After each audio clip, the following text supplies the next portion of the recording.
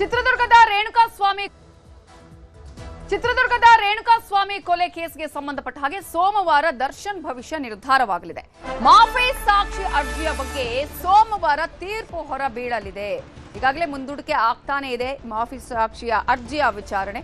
ಈ ಹಿನ್ನೆಲೆಯಲ್ಲಿ ಇದೀಗ ಸೋಮವಾರ ದರ್ಶನ್ ಭವಿಷ್ಯ ನಿರ್ಧಾರ ಆಗತ್ತೆ. ಪ್ರದೋಷ್ ಅರ್ಜಿ ಪುರಸ್ಕಾರ ಆಗತ್ತಾ ಅಥವಾ ತಿರಸ್ಕಾರ ಆಗತ್ತಾ ಅನ್ನೋದರ ಸಂಪೂರ್ಣವಾದಂತಹ ಮಾಹಿತಿ ತೀರ್ಪಿನಲ್ಲಿ ಹೊರಬೀಳುತ್ತೆ. ಆ ತೀರ್ಪು ಸೋಮವಾರ ಬರುತ್ತೆ. ಸಂಪೂರ್ಣ ವರದಿಯನ್ನ ಸಲ್ಲಿಸುವುದಕ್ಕೆ ಕೋರ್ಟ್ ಈಗ ಸೂಚನೆಯನ್ನ ಕೊಟ್ಟಿದೆ. ಸೋಮವಾರ ಕೋರ್ಟ್ ಆದೇಶವನ್ನ ನೀಡಲಿದೆ.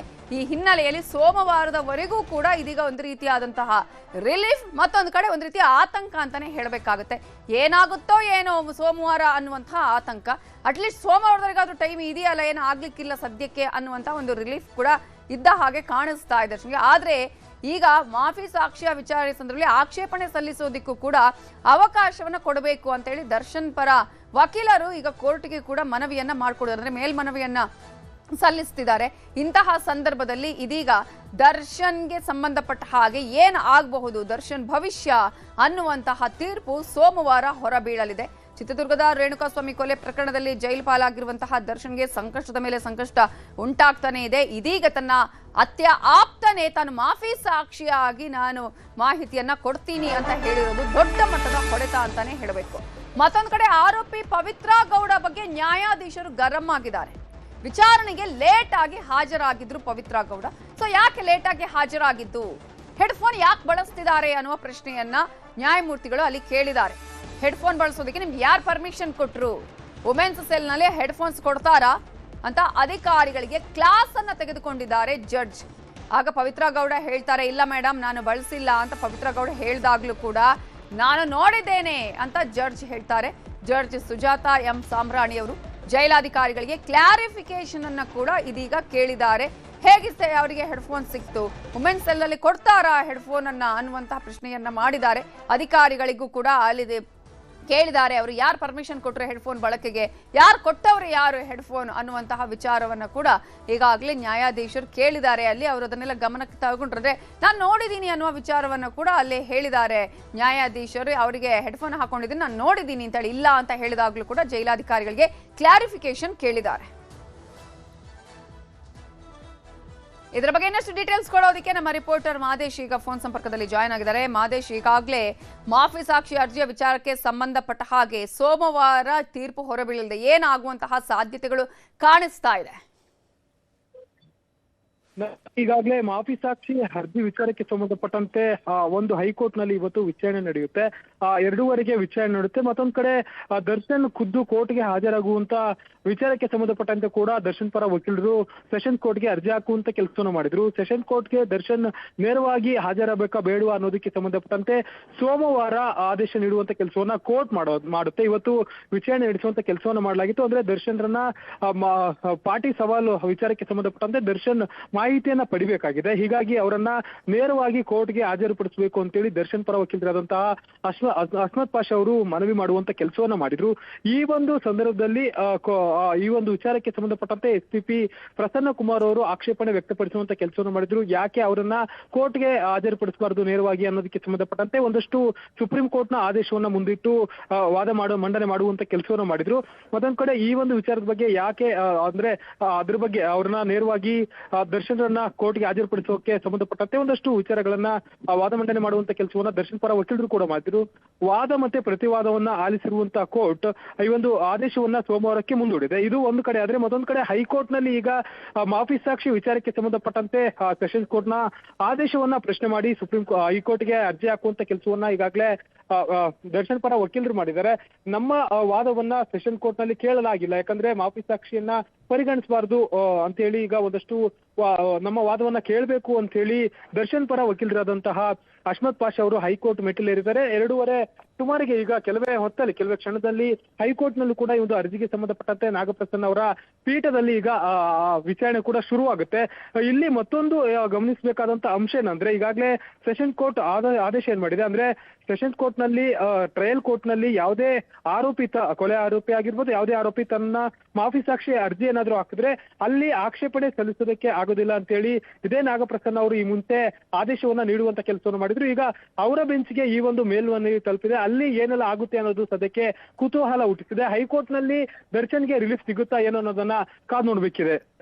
ಈಗ ಅಂದ್ರೆ ನಾವು ಮೂರು ಅರ್ಜಿಗಳ ವಿಚಾರಕ್ಕೆ ಸಂಬಂಧಪಟ್ಟ ಹಾಗೆ ಅಂದ್ರೆ ಒಂದು ಇವತ್ತೇ ಏನಾಗಬಹುದು ಅನ್ನುವಂತಹ ತೀರ್ಪು, ಇನ್ನು ಉಳಿದಂತೆ 2 ಅರ್ಜಿಗಳ ವಿಚಾರಣೆ ಅಂದ್ರೆ ತೀರ್ಪು ಸೋಮವಾರನ ಹೇಗೆ? ಮಾದೇಶ್ ನನ್ನ ವಾಯ್ಸ್ ಕೇಳಿಸ್ತಾ ಇದೆಯಾ? ಈ ಒಂದು ವಿಚಾರದಲ್ಲಿ ದರ್ಶನ್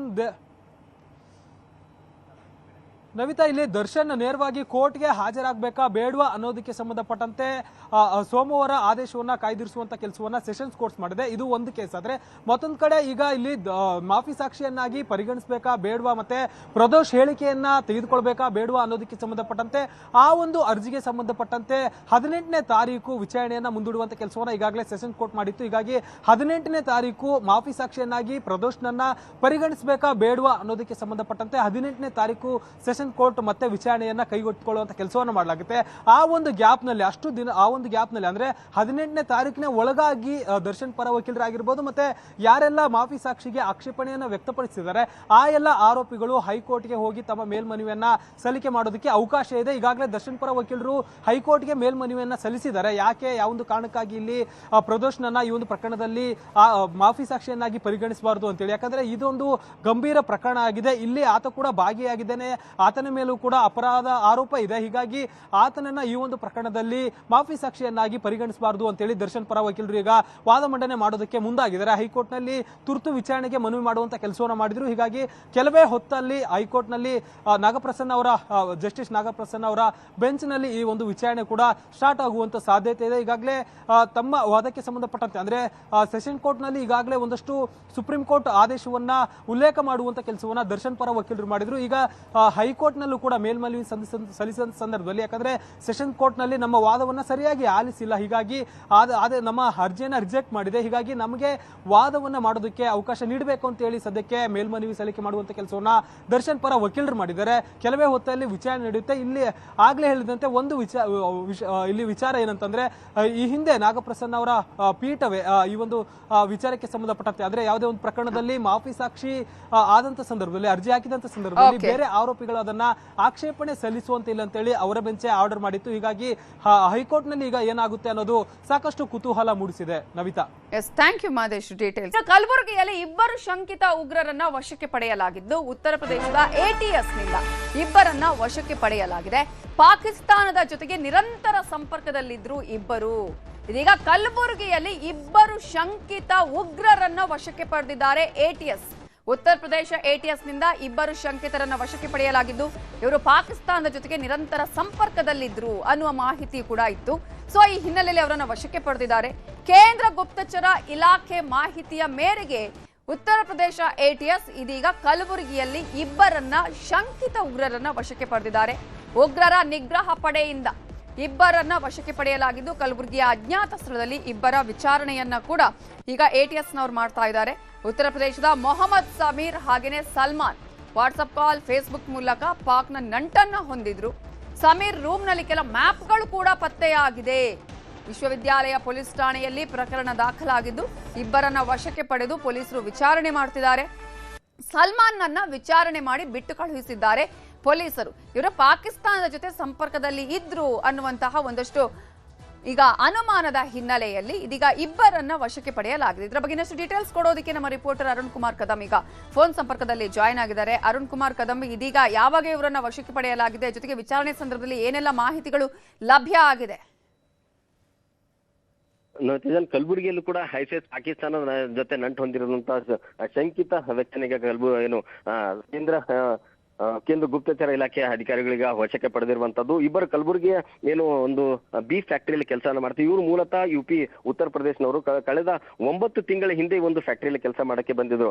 ಆದ್ರೆ ಇಲ್ಲಿ ಬಂದಂತ ಸಂದರ್ಭದಲ್ಲಿ ಇವರು ಕೂಡ ICS ಜೊತೆ ಲಿಂಕ್ ಅನ್ನು ಹೊಂದಿದ್ರನ್ನೋ ಮಾಹಿತಿ ಮೇರೆಗೆ ಉತ್ತರ ಪ್ರದೇಶದ ATS ಅಧಿಕಾರಿಗಳ ತಂಡ ಕಲಬುರಗಿಗೆ ಕಳೆದ 2 ದಿನಗಳ ಹಿಂದೆ ಬಂದಿತ್ತು. ಇವರ ಸಂಪೂರ್ಣವಾಗಿ ಮಾಹಿತಿಯನ್ನು ಕಲೆ ಹಾಕಿ ಅಲ್ಲದೆ ಇವರು ಎಲ್ಲಿ ಕೆಲಸ ಮಾಡ್ತಾರೆ ಎಲ್ಲದರ ಬಗ್ಗೆ ಕೂಡ ಮಾಹಿತಿಯನ್ನು ಕಲೆ ಹಾಕಿದ್ರು. ಅದಾದ ಬಳಿಕ ನಿನ್ನೆ ಏನಂತಂದ್ರೆ ಇವರ ಎಲ್ಲಿ ಉಳ್ಕೊಂಡು ಉಳ್ಕೊಂಡಿದ್ರು. ಆ ರೂಮನ್ನ ಏನು ದಾಳಿ ಮಾಡಿದಂತ ಸಂದರ್ಭದಲ್ಲಿ ಅಲ್ಲಿ ಸಮೀರ್ ಉಳ್ಕೊಂಡಿದ್ದಂತ ಏನು ರೂಮ್ ಇತ್ತು, ಆ ರೂಮಲ್ಲಿ ಅಲ್ಲಿ ಏನಂತಂದ್ರೆ ಮ್ಯಾಪ್ ಆಗ್ಲಿ ಬೇರೆ ಬೇರೆ ಐಸಿಎಸ್ ಜೊತೆ ಲಿಂಕ್ ಅನ್ನು ಹೊಂದಿರುವಂತಹ ಏನು ಸಾಕ್ಷ್ಯಗಳಿಗೆ ATS ಅಧಿಕಾರಿಗಳು ದೊರೆತಿರುವಂತದ್ದು. ಕಳೆದ 2 ದಿನಗಳಿಂದ ಇಲ್ಲಿ ಏನಂತಂದ್ರೆ ಅಧಿಕಾರಿಗಳು ಸರ್ಚ್ ಅನ್ನ ಮಾಡ್ತಾ ಇರುವಂತದ್ದು. ಇಲ್ಲಿನ ಸ್ಥಳೀಯ ಪೊಲೀಸರ ಸಹಾಯದೊಂದಿಗೆ ಈಗ ದಾಳಿಯನ್ನ ಮಾಡಿ ಅವ್ರ ತನ್ನ ವಶಕ್ಕೆ ಪಡ್ಕೊಂಡಿದ್ದಾರೆ. ಇಲ್ಲಿ ಒಂದೇ ರೂಮ್ ನಲ್ಲಿ ಕಳೆದ ಹಲವು ವರ್ಷಗಳಿಂದ ಸ್ನೇಹಿತರಾಗಿದ್ದಂತ ಸಮೀರ್ ಮತ್ತೆ ಸಲ್ಮಾನ್ ಏನಿದ್ದಾರೆ, ಇಬ್ರು ಕೂಡ ಕಳೆದ ಹಲವು ವರ್ಷಗಳಿಂದ ಇಬ್ರು ಸ್ನೇಹಿತರಾಗಿದ್ರು. ಹಾಗಾಗಿ ಸಲ್ಮಾನ್ ಅನ್ನು ಕೂಡ ಪೊಲೀಸರು ವಶಕ್ಕೆ ಪಡ್ಕೊಂಡಿದ್ರು. ಆದ್ರೆ ಸಲ್ಮಾನ್ ಪಾತ್ರ ಇದರಲ್ಲಿ ಯಾವುದೇ ರೀತಿಯ ಕಂಡು ಬಾರದ ಹಿನ್ನೆಲೆ ಆತನನ್ನ ಈಗ ಬಿಟ್ಟು ಕಳಿಸಿರುವಂತದ್ದು. ಕಲಬುರಗಿಯಲ್ಲಿ ಕೂಡ ICS ನಂಟನ್ನು ಹೊಂದಿದ್ದ ಕಳೆದ 9 ತಿಂಗಳಿಂದಲೂ ಕೂಡ ಈ ಒಂದು ಈ ಪ್ರದೇಶದಲ್ಲಿ ಇದ್ರೂ ಕೂಡ ಯಾವುದೇ ರೀತಿಯ ಪೊಲೀಸರಿಗೆ ಆಗ್ಲಿ ಗುಪ್ತಚರ ಇಲಾಖೆ ಏನು ನಮ್ಮ ಕಲಬುರಗಿ ಪೊಲೀಸರಿಗೆ ಮಾಹಿತಿಯನ್ನು ಸಿಕ್ಕಿರಲಿಲ್ಲ. ಯಾವಾಗ UPಯಲ್ಲಿ ದಾಳಿಯನ್ನು ಮಾಡ್ತಾರೆ ಆ ಸಂದರ್ಭದಲ್ಲಿ ಕಲಬುರಗಿಯಲ್ಲಿದ್ದಂತ ಏನು ವ್ಯಕ್ತಿ ಇದ್ದಾನೆ ಸಲ್ಮಾನ್, ಏನು ಸಮೀರ್ ಇದ್ದಾನೆ, ಸಮೀರ್ ಜೊತೆ ಲಿಂಕ್ ಅನ್ನು ಹೊಂದಿದ್ರು. ಹಾಗಾಗಿ ಇದರ ಬಗ್ಗೆ ಮಾಹಿತಿಯನ್ನು ಪಡ್ಕೊಂಡಂತ ಏನು UP ಗುಪ್ತಚರ ಇಲಾಖೆ ಅಧಿಕಾರಿಗಳು ಕಳೆದ 2 ದಿನಗಳಿಂದ ಕಲಬುರಗಿಗೆ ಬಂದು ಇಲ್ಲಿ ಏನಂತಂದ್ರೆ ಸ್ಥಳೀಯ ಪೊಲೀಸರ ಸಹಾಯದಿಂದ ಆತನನ್ನ ಬಂಧಿಸಿ ವಿಚಾರಣೆಯನ್ನು ನಡೆಸ್ತಾ ಇರುವಂತದ್ದು. ಅಜ್ಞಾತ ಸ್ಥಳಕ್ಕೆ ಕರೆದುಕೊಂಡು ಹೋಗಿ ಆತನೊಂದಿಗೆ ವಿಚಾರಣೆಯನ್ನು ಮಾಡ್ತಾ ಇದ್ರೆ ಆತನ ಏನು ವಾಸವಿದ್ದಂತ ರೂಮ್ ಅನ್ನು ಕೂಡ ಈಗ ಸರ್ಚ್ ಅನ್ನು ಮಾಡಿ ಲಾಕ್ ಅನ್ನು ಮಾಡಿದಿರುವಂತದ್ದು. ಆ ರೂಮ್ ನಲ್ಲಿ ICS ಜೊತೆ ವಾಟ್ಸ್ಆಪ್ ಚಾಟ್ ಆಗ್ಲಿ ಬೇರೆ ಬೇರೆ ಏನು ಇಂಟರ್ನೆಟ್ ಮುಖಾಂತರ ಏನು ಮಾತನಾಡಿದ್ರು, ಆ ವಾಟ್ಸ್ಆಪ್ ಕಾಲ್ ಆಗ್ಲಿ ಫೇಸ್ಬುಕ್ ಮುಖಾಂತರ ಪಾಕ್ ಜೊತೆ ಸಂಪರ್ಕ ಹೊಂದಿದ್ದ ಅಂತೇಳಿ ಈಗ ದೃಢ ಆಗಿರುವಂತದ್ದು. ಆತನ ಬಳಿದಂತ ಮ್ಯಾಪ್ ಗಳನ್ನ ಇನ್ನೂ ಹಲವು ಏನು ಸಾಕ್ಷ್ಯಾಧಾರಗಳನ್ನ ಈಗ ATS ಅಧಿಕಾರಿಗಳಿಗೆ ವಶಕ್ಕೆ ಪಡ್ಕೊಂಡಿದ್ದಾರೆ. ಆದರೆ ಈ ಹಿಂದೆ ಕೂಡ ಹಲವು ಬಾರಿ ಕಲಬುರಗಿಯಲ್ಲಿ ಏನು ಬೇರೆ ಬೇರೆ ವಿಚಾರವಾಗಿ ಕೂಡ ಸಾಕಷ್ಟು ಇಲ್ಲಿನ ಏನು ಡ್ರಗ್ಸ್ ಆಗ್ಲಿ ಬೇರೆ ಬೇರೆ ಗಾಂಜಾ ಆಗ್ಲಿ ಅಂತವನ್ನ ವಶಪಡಿಸ್ಕೊಂಡಿದ್ರು. ಆದ್ರೆ ನಮ್ಮ ರಾಜ್ಯದ ಪೊಲೀಸರು ಯಾಕೆ ಈ ರೀತಿ ಏನು ದಾಳಿನ ಮಾಡಿಲ್ಲ ಅನ್ನೋ ಒಂದು ಪ್ರಶ್ನೆ ಕೂಡ ಕಾಡ್ತಾ ಇತ್ತು. ಆದ್ರೆ ಈಗ ಏನಂತಂದ್ರೆ ICS ಜೊತೆ ನಂಟನ್ನು ಹೊಂದಿದಂತ ವ್ಯಕ್ತಿ ಕಳೆದ 9 ತಿಂಗಳಿಂದ ಕಲಬುರಗಿಯಲ್ಲಿ ಇದ್ರು ಕೂಡ ಪೊಲೀಸರಿಗೆ ಮಾಹಿತಿನೇ ಸಿಗ್ಲಿಲ್ವಾ ಅನ್ನೋದು ಈಗ ಏನು ಆರೋಪನ ಕೇಳಿ ಬರ್ತಾ ಇರ್ತದೆ. ಯಾಕಂತಂದ್ರೆ ಇಷ್ಟೆಲ್ಲ ವಾಟ್ಸಪ್ ಕಾಲ್ ಆಗ್ಲಿ ಬೇರೆ ಬೇರೆ ವಿಚಾರಗಳನ್ನಾಗಿ ಮಾಡ್ತಾ ಇರ್ತಾರೆ. ಆದ್ರೆ ಎಲ್ಲಿಂದ ಬರ್ತಾರೆ, ಯಾವ ಬಗ್ಗೆ ಈ ರೀತಿ ಒಂದು ಮಾಹಿತಿಯನ್ನು ಕೂಡ ಪೊಲೀಸರಿಗೆ ಸಣ್ಣ ಸುಳಿವು ಕೂಡ ಕಲಬುರಗಿ ಪೊಲೀಸರಿಗೆ ಸಿಕ್ಕಿಲ್ವಾ ಅನ್ನೋದಕ್ಕೆ ಈಗ ಸಿಕ್ಕಿಲ್ವಾ ಅನ್ನೋದು ಈಗ ಆರೋಪನ ಕೇಳಿ ಬರ್ತಾ ಇರುವಂತದ್ದು. ಅರುಣ್, ಈಗ ಸಮೀರ್ ಮತ್ತು ಸಲ್ಮಾನ್ ಅವರಿಬ್ಬರ ಹಿನ್ನೆಲೆ ಏನು? ಎಷ್ಟು ಟೈಮಿಂದ ಇವರಿಬ್ರು ಫ್ರೆಂಡ್ಸ್? ಇಬ್ರು ಇಲ್ಲಿ ಅವರೇನಾ ಅಥವಾ ಉತ್ತರ ಪ್ರದೇಶದವರ? ಇಲ್ಲಿ ಯಾವ ರೀತಿಯಾಗಿ ತಾವು ತೊಡಗಿಸಿಕೊಳ್ತಾ ಇದ್ರು? ಅಕ್ಕಪಕ್ಕದವರಿಗೆ ಯಾರಿಗೂ ಕೂಡ ಪರಿಚಯ ಇರ್ಲಿಲ್ವಾ, ಹೇಗೆ? ಈ ಒಂದು ಬೀಫ್ ಫ್ಯಾಕ್ಟರಿ ಇದೆ. ಬೀಫ್ ಫ್ಯಾಕ್ಟರಿಯಲ್ಲಿ ಕಳೆದ 9 ತಿಂಗಳಿಂದ ಕೆಲಸವನ್ನ ಮಾಡ್ತೀವಿ. ಇವು ಉತ್ತರ ಪ್ರದೇಶದ ಸೀತಾಪುರ ತಾಲೂಕಿನವರು. ಇವರು ಕಳೆದ ಹಲವು ವರ್ಷಗಳಿಂದ ಇದೆ ಬೀಫ್ ಫ್ಯಾಕ್ಟರಿಯಲ್ಲಿ UP ಬಿಹಾರ್ ಬೇರೆ ಬೇರೆ ಕಡೆಗಳೆಲ್ಲ ಕೆಲಸ ಮಾಡ್ತಾ ಇದ್ರು. ಆದ್ರೆ ಕಳೆದ 9 ತಿಂಗಳಿಂದ ಏನಂತಾರೆ ಔಟ್ಸೋರ್ಸ್ ಮೂಲಕ ಬೇರೆ ಬೇರೆ ವ್ಯಕ್ತಿಗಳ ಮೂಲಕ ಈ ಒಂದು ಕಲಬುರಗಿಯಲ್ಲೂ ಕೂಡ ಬೀಫ್ ಫ್ಯಾಕ್ಟರಿ ಇದೆ. ಇಲ್ಲಿ ಫ್ಯಾಕ್ಟರಿಲಿ ಕೆಲಸ ಮಾಡಲು ಅವರ ಜೊತೆ ಸಂಪರ್ಕವನ್ನ ಮಾಡಿ ಈಗ ಕಲಬುರಗಿಗೆ ಬಂದಿರುವಂತದ್ದು. ಈ ಕಲಬುರಗಿಯಲ್ಲಿ ಬಂದು ಕೂಡ ಕಳೆದ 9 ತಿಂಗಳಿಂದ ಇವರು ಕೆಲಸವನ್ನ ಮಾಡ್ತಾ ಇದ್ದಾರೆ. ಆದ್ರೆ ಅವರು ರೂಮ್ ಅಲ್ಲಿ ಇದ್ದಂತ ಸಂದರ್ಭದಲ್ಲಿ ಒಬ್ಬನೇ ಒಂದು ಶೆಲ್ಟರ್ ಫ್ಯಾಕ್ಟರಿ ಮುಂದ್ಗಡೆ ಶೆಲ್ಟರ್ ಅಲ್ಲಿ ಶೆಡ್ ಅನ್ನ ಹಾಕಿ ಅಲ್ಲಿ ಚಿಕ್ಕ ಚಿಕ್ಕ ರೂಮ್ ಗಳನ್ನ ಮಾಡ್ಕೊಂಡಿದ್ದಾರೆ. ಆ ರೂಮ್ ಅಲ್ಲಿ ಈತ ಏನಂತಂದ್ರೆ C3 ಇದರಲ್ಲಿ ಈತ ವಾಸವನ್ನ ಮಾಡ್ತಾ ಇದ್ದ. ವಾಸ ಮಾಡ್ತಕ್ಕಂತ ಈಗ ಸ್ಥಳದಲ್ಲಿ ಏನಂತ ಕೆಲಸ ಮುಗಿಸ್ಕೊಂಡು ಬಂದು ಈತ ಏನಂತಂದ್ರೆ ನಾರ್ಮಲಿ ಆಗಿ ಎಲ್ಲರ ಜೊತೆಗೂ ಕೂಡ ನಾರ್ಮಲಿ ಆಗಿ ಮಾತಾಡ್ತಾ ಇದ್ರೆ. ಆದ್ರೆ ಯಾವುದೇ ರೀತಿಯ ಸಣ್ಣ ಸುಳಿವು ಕೂಡ ಅವರ ಜೊತೆಯಲ್ಲಿದ್ದವರಿಗೆ ಇರ್ಲಿಲ್ವ ಅನ್ನೋದೀಗ ಪ್ರಶ್ನೆ ಕಾಡ್ತಾ ಇರುವಂತದ್ದು. ಯಾಕಂತಂದ್ರೆ ಪ್ರತಿನಿತ್ಯವೂ ಕೂಡ ವಾಟ್ಸ್ಆಪ್ ಕಾಲ್ ಆಗ್ಲಿ ಫೇಸ್ಬುಕ್ ಆಗ್ಲಿ ಬೇರೆ ಬೇರೆ ಅಪ್ಡೇಟ್ ಗಳನ್ನ ಏನು ಆನ್ಲೈನ್ ಮೂಲಕ ಅಪ್ಡೇಟ್ ಗಳನ್ನ ಮಾಡ್ತಾ ಇದ್ರು. ಅಷ್ಟಾದ್ರೂ ಕೂಡ ಯಾರಿಗೂ ಮಾಹಿತಿ ಇರ್ಲಿಲ್ಲ ಅನ್ನೋದಕ್ಕೆ ಪ್ರಶ್ನೆ ಕಾಡ್ತಾ. ಅಲ್ಲದೆ ಇಲ್ಲಿ ಏನಂದ್ರೆ ಯಾರು ಇನ್ನೂ ಈತನ ಜೊತೆಗೆ ಯಾರಾದ್ರೂ ಕೈ ಜೋಡಿಸಿದ್ರ, ಈತನ ಏನಂತಂದ್ರೆ ಇನ್ನೊಬ್ಬರ ಜೊತೆ ಸಂಪರ್ಕ ಏನಾದ್ರು ಹೊಂದಿದ್ನ ಅನ್ನೋದ್ರ ಬಗ್ಗೆ ಈಗ ಪೊಲೀಸರು ತನಿಖೆಯನ್ನು ನಡೆಸ್ತಾ ಇರುವಂತದ್ದು. ಸದ್ಯ ಆತನನ್ನ ವಶಕ್ಕೆ ಪಡ್ಕೊಂಡು ಇನ್ನಷ್ಟು ಮಾಹಿತಿಯನ್ನ ಈಗ ATS ಅಧಿಕಾರಿಗಳು ಕಲೆ ಹಾಕ್ತಾ ಇರುವಂತದ್ದು. ನವಿತಾ, ಅಂದ್ರೆ ಈಗ ಸದ್ಯಕ್ಕೆ ಸಲ್ಮಾನ್ ಅನ್ನ ಬಿಟ್ಟು ಕಳುಹಿಸಿದ್ದಾರೆ, ಸಮೀರನನ್ನ ಬಂಧನಕ್ಕೆ ಒಳಪಡಿಸಿದ್ದಾರೆ. ಹೌದು ನವಿತಾ ಜನ, ಯಾಕಂತಂದ್ರೆ ಈತ ಏನಂತಂದ್ರೆ ಆತನ ಜೊತೆ ಹಲವು ವರ್ಷಗಳಿಂದ ಇವ್ರು ಅಂತಂದ್ರೆ ಇಬ್ರು ಕೂಡ ಉತ್ತರ ಪ್ರದೇಶ ಮೂಲದವರು ಏನ್ ಇಬ್ರು ಕೂಡ ಜೊತೆಯಲ್ಲಿ ಇರ್ತಿದ್ರು. ಹಾಗಾಗಿ ಇಬ್ಬರನ್ನ ಕೂಡ ಪೊಲೀಸರು ಕರ್ಕೊಂಡು ಹೋಗಿದ್ರು. ಆದ್ರೆ ಈ ಒಂದು ಆತನ ವಿಚಾರಣೆ ನಡೆಯುವಂತ ಸಂದರ್ಭದಲ್ಲಿ ಮತ್ತೆ ರೂಮ್ ಅಲ್ಲೇ ಕೂಡ ಏನು ಸರ್ಚ್ ಮಾಡುವಂತ ಸಂದರ್ಭದಲ್ಲಿ ಯಾವುದೇ ರೀತಿಯ ಏನು ಆತನ ಸಲ್ಮಾನ್ ಬಳಿ ದಾಖಲೆಗಳು ಸಿಗದೆ ಇರುವುದು ಮತ್ತೆ ಅದ್ರ ಜೊತೆ ಲಿಂಕ್ ಹೊಂದಿದಂತ ಯಾವುದೇ ಒಂದು ತರ ಲಿಂಕ್ ಈತನಿಗೆ ಇಲ್ಲದೆ ಇರುವುದರಿಂದ ಆತನೀಗ ಬಿಟ್ಟು ಕಳಿಸಿರುವಂತದ್ದು. ನವಿತಾ ಜನ್, okay, thank you Arun Kumar Kadam ಡೀಟೇಲ್ಸ್ಗೆ. ಬೀದರ್ ATM ಸಿಬ್ಬಂದಿಯ ಹತ್ಯೆ ಮತ್ತು ದರೋಡೆ ಪ್ರಕರಣಕ್ಕೆ ಸಂಬಂಧಪಟ್ಟ ಹಾಗೆ ಇಬ್ಬರು ದರೋಡೆಕೋರರು ಸಿಕ್ಕಿ ಬಿದ್ದಿದ್ದು ಹೇಗೆ? ನ್ಯೂಸ್ 18ಗೆ ಇನ್ಸೈಡ್ ಮಾಹಿತಿ ಲಭ್ಯ ಆಗಿದೆ. 1 ವರ್ಷ 7 ತಿಂಗಳ ಹಿಂದೆ ನಡೆದಂತಹ ಬೀದರ್ ATM ದರೋಡೆ ಪ್ರಕರಣ ಜೊತೆಗೆ ಕೊಲೆ ಪ್ರಕರಣಕ್ಕೆ ಸಂಬಂಧಪಟ್ಟ ಹಾಗೆ ಇದೀಗ ಇಬ್ಬರು ದರೋಡೆಕೋರರು ಪೊಲೀಸರಿಗೆ ಹೇಗೆ ಸಿಕ್ಕಿದ್ದಾರೆ, ಯಾವ ರೀತಿಯಾಗಿ ಅವರನ್ನ ಹುಡುಕುವ ಪ್ರಯತ್ನ ಆಯಿತು, ಬೈಕಲ್ಲಿ ಹೋಗ್ತಾ ಇದ್ದ ಆರೋಪಿಗಳನ್ನ ಬೆನ್ನತ್ತಿದ್ರು ಪೊಲೀಸರು. ದರೋಡೆಕೋರರ ಬೈಕ್ಗೆ ಕಾರನ್ನ ಡಿಕ್ಕಿ ಹೊಡೆಸಿ ಇಬ್ಬರು ದರೋಡೆಕೋರರನ್ನ ಬಂಧನಕ್ಕೆ ಒಳಪಡಿಸಲಾಗಿದೆ. ಬೈಕ್ನಿಂದ ಕೆಳಗೆ ಬೀಳ್ತಿದ್ದಂತೆಯೇ ಪೊಲೀಸರು ಇಬ್ಬರು ದರೋಡೆಕೋರರನ್ನ ಲಾಕ್ ಮಾಡಿದ್ದಾರೆ. 2 ವಾಹನಗಳಲ್ಲಿ ದರೋಡೆಕೋರರನ್ನ ಪೊಲೀಸರು ಬೆನ್ನತ್ತಿದ್ರು. ಬಿಹಾರದ ವೈಶಾಲಿ ಜಿಲ್ಲೆಯ ದಾಮೋದರ ಗ್ರಾಮದಲ್ಲಿ ಬಂಧನವನ್ನ ಮಾಡಿದ್ದಾರೆ. ಬಂಧನದ ವೇಳೆ ಬೀದರ್ ಪೊಲೀಸರ ಮೇಲೇನೆ ಈ ದರೋಡೆಕೋರರು ದಾಳಿಯನ್ನ ಮಾಡಿದ್ದಾರೆ. ಬೈಕ್ನಿಂದ ಬೀಳ್ತಾ ಇದ್ದಂತೆ ವಾಹನಗಳಲ್ಲಿ ದರೋಡೆಕೋರರನ್ನ ಎತ್ತಾಕೊಂಡಿದ್ದಾರೆ ಪೊಲೀಸರು. ದರೋಡೆಕೋರರು ಲಾಕ್ ಆಗ್ತಾ ಇದ್ದಂತೆ ಮಾರ್ಕೆಟ್ ಎಎಸ್ಐ ಅಮಿತ್ ಮೇಲೆ ಗ್ರಾಮಸ್ಥರು ದಾಳಿ ಮಾಡಿದ್ದಾರೆ. ದಾಳಿ ಹಿನ್ನೆಲೆ ಎಸ್ಐ ಕೈಗೆ ಗಾಯ ಆಗಿದೆ. ಬೈಕ್ನಿಂದ ಕೆಳಗೆ ಬೀಳ್ತಿದ್ದಂತೆ ಪೊಲೀಸರು ಇಬ್ಬರನ್ನ ಕೂಡ ಲಾಕ್ ಮಾಡಿದ್ದಾರೆ. ಇವರೇ ಅಲ್ಲಿ ಗಾಡಿಯನ್ನ ತಾಗಿಸಿ ಅವ್ರು ಕೆಳಗೆ ಬೀಳ್ತಾ ಇದ್ದಂತೆ ಇಮ್ಮಿಡಿಯೇಟ್ ಆಗಿ ಅವರನ್ನ ಹಿಡಿಯುವಂತಹ ಕೆಲಸ ಆಗಿದೆ.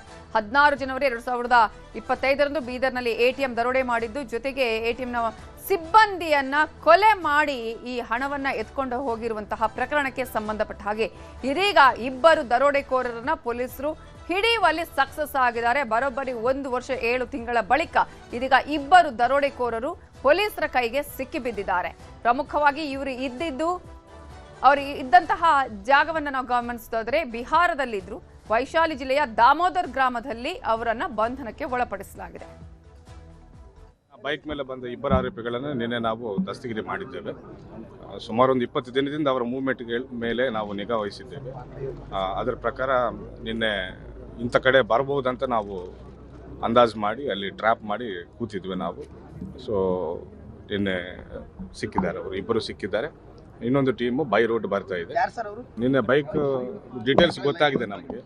ಸೊ ಅವರೇ ಅಂತ ಖಚಿತಪಡಿಸ್ಕೊಂಡು ನಾವು we are happy to be part of Karnataka police team. ನಿಜವಾಗ್ಲೂ ನೀವು ಹೇಳಿದಂಗೆ ನಾವು ಹೆಮ್ಮೆ ಪಡ್ತಾ ಇದ್ದೇವೆ. They are wanted in Telangana, Bihar as well as UP. ಎಲ್ಲರೂ ಒಟ್ಟಿಗೆ ಅವರು ಪ್ರಯತ್ನ ಮಾಡ್ತಿದ್ರು, ನಾವು ಪ್ರಯತ್ನ ಮಾಡ್ತಿದ್ದೇವೆ. ಬಟ್ ಅವ್ರಿಗಿಂತ ಹೆಚ್ಚಿಗೆ ನಾವು ಪ್ರಯತ್ನ ಮಾಡಿದ್ರೆ ಯಶಸ್ವಿಯಾಗಿದ್ದೇವೆ. ಸುಮಾರು ದರೋಡೆಯಾಗಿ 1.5 ವರ್ಷ ಆಗ್ತಿದ್ರಿಂದ ಹಣ ಎಲ್ಲಿಟ್ಟಿದ್ದಾರೆ, ಹಣ ಯಾವ ರೀತಿ ಉಪಯೋಗ ಮಾಡ್ಕೊಂಡಿದ್ದಾರೆ ಅಂತ ಇಂಟ್ರೋಗೇಷನ್ ಮಾಡಿ ರಿಕವರಿ ಮಾಡಬೇಕಾಗ್ತದೆ. ಮೇನ್ ಆರೋಪಿಗಳು ಆ ದಿನ ಬೈಕ್ ಮೇಲೆ ಬಂದ ಇಬ್ಬರು ಆರೋಪಿಗಳು. ಇದರ ಬಗ್ಗೆ ಇನ್ನಷ್ಟು ಡೀಟೇಲ್ಸ್ ಕೊಡೋದಕ್ಕೆ ನಮ್ಮ ರಿಪೋರ್ಟರ್ ದುರ್ಗಪ್ಪ ಹೊಸಮನಿ ಈಗ ಫೋನ್ ಸಂಪರ್ಕದಲ್ಲಿ ಜಾಯ್ನ್ ಆಗಿದ್ದಾರೆ. ದುರ್ಗಪ್ಪ, ಈಗಾಗಲೇ 1 ವರ್ಷ ಆಲ್ಮೋಸ್ಟ್ 7 ತಿಂಗಳ ಬಳಿಕ ಎಟಿಎಂ ದರೋಡೆ ಪ್ರಕರಣಕ್ಕೆ ಸಂಬಂಧಪಟ್ಟ ಹಾಗೆ ಇದೀಗ ದರೋಡೆಕೋರನ್ನ ಬಂಧಿಸಿದ್ದಾರೆ. ಯಾವ ರೀತಿಯಾಗಿತ್ತು ಈ ಕಾರ್ಯಾಚರಣೆ? ನವಿತಾ, ಏನು 1 ವರ್ಷ 7 ತಿಂಗಳ ಬಳಿಕ ಈಗ ಬೀದರ್ನ SBI ATM ಸಿಬ್ಬಂದಿ ಮತ್ತು ಹತ್ಯೆ ಪ್ರಕರಣಕ್ಕೆ ಸಂಬಂಧಿಸಿದಂತೆ ಬಿಹಾರ ರಾಜ್ಯದ ವೈಶಾಲಿ ಜಿಲ್ಲೆಯ ಇಬ್ಬರು ದರೋಡೆಕೋರರನ್ನ ಬಂಧಿಸಿರ್ತಕ್ಕಂಥದ್ದು. ಒಬ್ಬ ಅಮನ್ ಕುಮಾರ್ ಮತ್ತೊಬ್ಬ ಅಲೋಕ್ ಕುಮಾರ್ ಎಂಬ ಇಬ್ಬರು ಆರೋಪಿಗಳನ್ನ ಈಗಾಗಲೇ ಪೊಲೀಸರು ಬಂಧಿಸಿರ್ತಕ್ಕಂಥದ್ದು. ಅದು ಬಿಹಾರ ವೈಶಾಲಿ ಜಿಲ್ಲೆಯ ದಾಮೋದರ ಗ್ರಾಮ ಎಂಬ ಗ್ರಾಮದಲ್ಲಿ. ಈ ಒಂದು ಏನು ಪೊಲೀಸರು ನಿರಂತರವಾಗಿ ಈ ದರೋಡೆ ಪ್ರಕರಣ ನಡೆದ ಬಳಿಕ 19 ತಿಂಗಳ ನಿರಂತರವಾಗಿ ಕಾರ್ಯಾಚರಣೆಯನ್ನ ಮಾಡಿದ್ರು. ದರೋಡೆಕೋರರಿಗಾಗಿ ಹುಡುಕಾಟವನ್ನು ಕೂಡ ನಡೆಸಿದ್ರು. ಆದ್ರೂ ಕೂಡ ಆರೋಪಿಗಳ ಸುಳಿವು ಸಿಗ್ತಾ ಇರಲಿಲ್ಲ. ಆದ್ರೆ 20 ದಿನಗಳ ಹಿಂದೆ ಅಷ್ಟೇ ಏನು ಬೀದರ್ನ ಪೊಲೀಸರಿಗೆ ಒಂದು ಖಚಿತ ಮಾಹಿತಿ ಸಿಗುತ್ತೆ. ಇವರು ಈ ಬಿಹಾರ್ನ ಒಂದು ದಾಮೋದರ ಗ್ರಾಮದಲ್ಲಿ ಬಂದೇ ಬರ್ತಾರೆ ಅನ್ನೋ ಒಂದು ಮಾಹಿತಿ ಇರುತ್ತೆ. ಹೀಗಾಗಿ ಆರೋಪಿಗಳ ಒಂದು ಚಲನವಲನಗಳನ್ನ 20 ದಿನಗಳಿಂದ ನಿಗಾವನ್ನ ವಹಿಸಿರ್ತಾರೆ.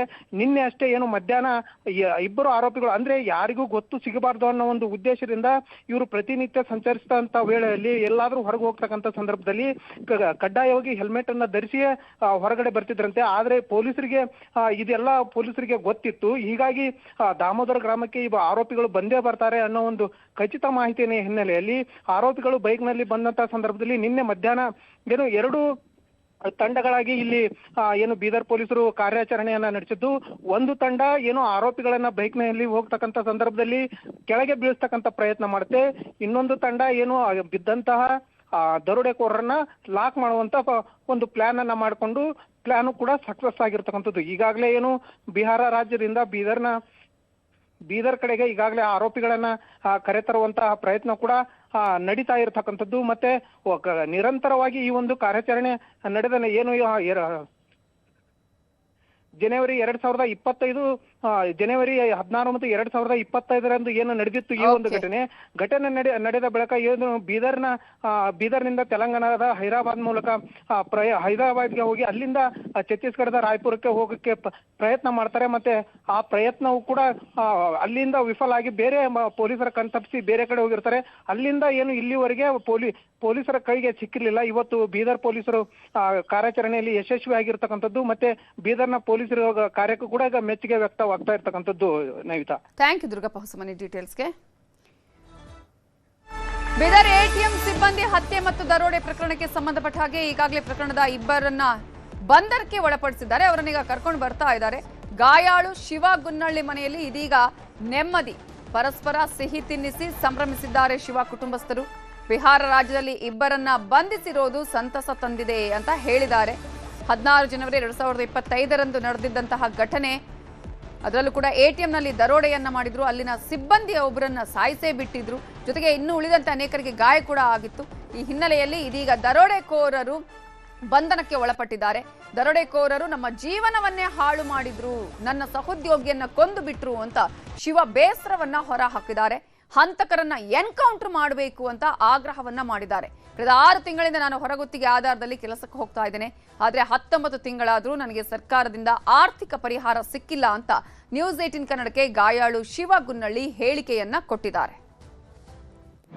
ದರೋಡೆಕೋರರು ಬಂದು ಇಮಿಡಿಯೇಟ್ಲಿ ನಮ್ಗೆ ಫೈರ್ ಮಾಡಿ ನಂದು ಸ್ನೇಹಿತನ ನಂದು ಜಾಯಿಂಟ್ ಕಸ್ಟೋಡಿಯನ್ ಗಿರಿ ವೆಂಕಟೇಶನ್ ಸ್ಥಳದಲ್ಲೇ ಗುಂಡೇಟು ನಡೆಸಿ ಸ್ಥಳದಲ್ಲೇ ಅವನು ಮೃತಪಟ್ಟ. ತದಾದ ನಂತರ ನನಗೂ ಕೂಡ ನನಗಿಲ್ಲಿ ಎದೆ ಭಾಗದಲ್ಲಿ ಇಲ್ಲಿ ಗುಂಡು ಹತ್ತಿತ್ತು. ಆ ಸಮಸ್ಯೆ ಅದು ಇನ್ನ ನೆನ್ಸ್ಕೊಂಡ್ರೆ ನಂಗೆ ಬಹಳ ಒಂದ್ ನೋವಿನ ಸಂಗತಿ ಅಂತ ಹೇಳ್ಬಹುದು. ತದಾದ ನಂತರ ಇಲ್ಲಿ 19 ತಿಂಗಳಾಯ್ತು ಇಲ್ಲಿವರೆಗೂ ನಮ್ ಬೀದರ್ ಪೊಲೀಸರು ಸ್ಪೆಷಲಿ SP ಅವರು ಆ ದರೋಡೆಕೋರರನ್ನ ಹಿಡಿದಿದ್ದಾರೆ. ಇದು ಬಹಳ ಒಳ್ಳೆ ಸಂಗತಿ ಅಂತ ಹೇಳ್ಬೋದು. ಬಹಳದ ಒಂದು ಖುಷಿ ನಮಗ. ಸರ್ಕಾರ ನನಗೆ ಇನ್ನೂವರೆಗೂ ಏನು ಆರ್ಥಿಕ ಪರಿಹಾರ ಕೊಡ್ತೆ ಅಂತ ಅಂದಿರೋ ಅದು ಭರವಸೆನೇ ಆಗಿದೆ. ATM ವಾಹನಕ್ಕೆ ಹಣ ಸಾಗಿಸ್ತಿರ್ಬೇಕಾದ್ರೆ ಸುಮಾರು 83 ಲಕ್ಷ ಅಲ್ಲಿ ಏಕಾಏಕಿ ಹಾಡಹಗಲೇ ಗುಂಡಿನ ದಾಳಿ ನಡೆಸಿದ ಇಬ್ಬರು ಆಗಂತುಕರು ದರೋಡೆಕೋರರು ಸ್ಥಳದಲ್ಲಿ ಅವರು ಗಿರಿ ವೆಂಕಟೇಶನ್ ಅಂತ ನಮ್ಮ ಶಿವನ್ ಸಹೋದರಿಗೆ ಮೃತಪಟ್ಟರೆ ಇವನಿಗೆ ಎದೆಯಿಂದ ಗುಂಡು ಹೋಗು ಬೆನ್ನಿಂದ ಹೊರ ಹೋಗಿತ್ತು. ಇವನು ಸಾವು ಬದುಕಿನ ಮಧ್ಯೆ ಹೋರಾಡ್ತಿದ್ದ. ಆ ಟೈಮಿನಲ್ಲಿ ಹೈದರಾಬಾದ್ನಲ್ಲಿ ಸೂಕ್ತ ಚಿಕಿತ್ಸೆ ಸಮಯಕ್ಕೆ ಕೊಟ್ಟು ಉಳಿಸ್ಕೊಂಡಿದ್ವಿ. ಆ ಒಂದು ದರೋಡೆಕೋರರು ಬಂಧಿಸುವಲ್ಲಿ ಯಶಸ್ವಿ ಆಗಿದ್ದಾರೆ. ಇದೊಂದು ಬಹಳ ಸಂತಸ ಸಂಗತಿ. ಯಾಕಂತಂದ್ರೆ ನಾನು ಇಷ್ಟೆಲ್ಲ ವಿಳಂಬ ಆಗೋದು ನೋಡಿದ್ರೆ ಹಿಡಿತಾರೋ ಇಲ್ಲೋ ಅಂದಂಗೆ ಆಗಿತ್ತು ನಮಗೆ. ಆದರೆ ಇವತ್ತು ನೀನು ಹಿಡಿದಾಗ ನಮಗೆಲ್ಲ ಇಷ್ಟ ಅಂದರೆ ನಾವೆಲ್ಲ ಮನೆ